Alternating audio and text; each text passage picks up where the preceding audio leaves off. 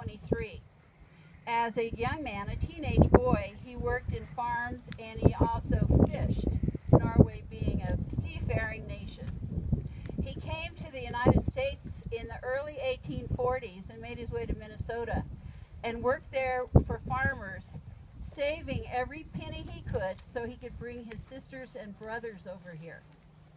In the late about 1848 or 47, he was in Oregon, came down into California during the gold rush, and like so many of the people who settled here in Big Meadows, was canny enough to see that you can make more money supplying miners than you can looking for gold. He met two young Pennsylvania Deutsch, which is German really.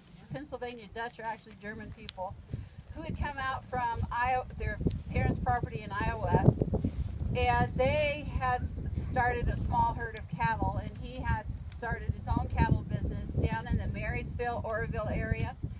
And the three of them drove their cattle up here in 1859, looking for summer pastures. They fell in love with the area, and by 1862 were settled permanently here.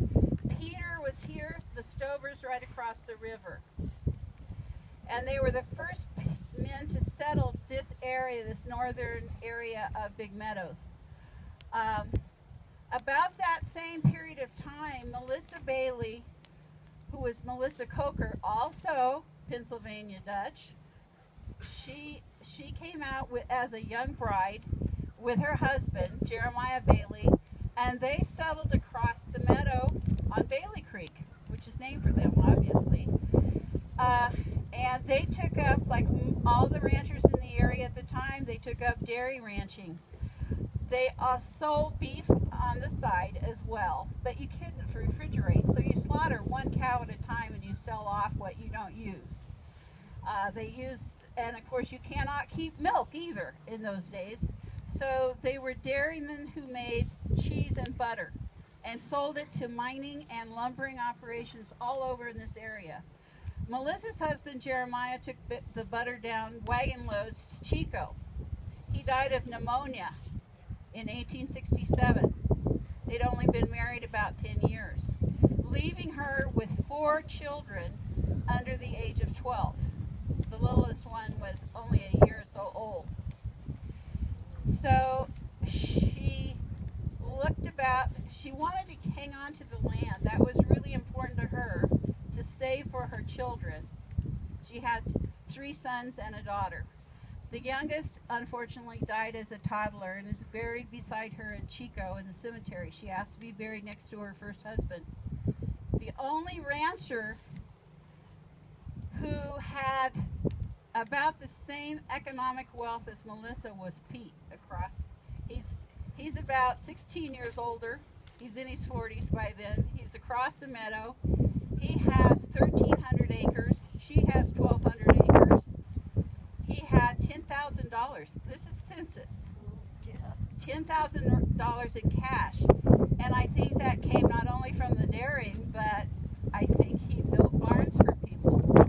The Bacalaws told me that the barn on the Bacalaw Ranch, which was built in the 1860s, was built by the Norwegian barn builder.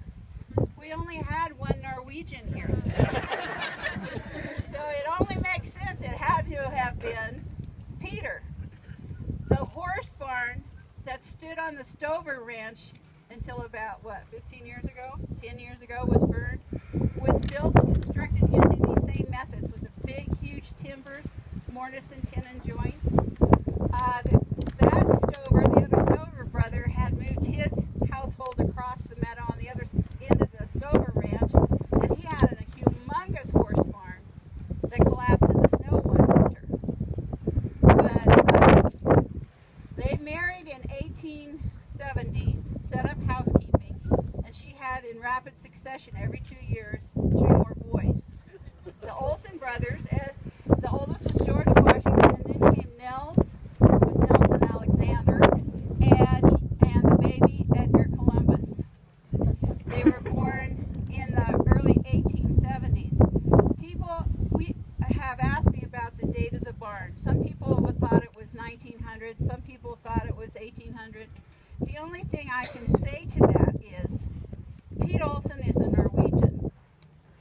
I've lived through every winter here, well, not in total. When I was away in college, I was only here at Christmas, but I've been here in every winter since 1948. And the first thing you have to do is take care of your stock. So the building of a barn for hay storage, if nothing else, was a priority. There actually were 3 barns on the Olsen Ranch, and this is the only survivor. And the hotel, which was built across the front of the original ranch house, burned back in the 1980s. So what we have left of a thriving 1,300-acre ranch and a pioneer culture is this barn. Thank you.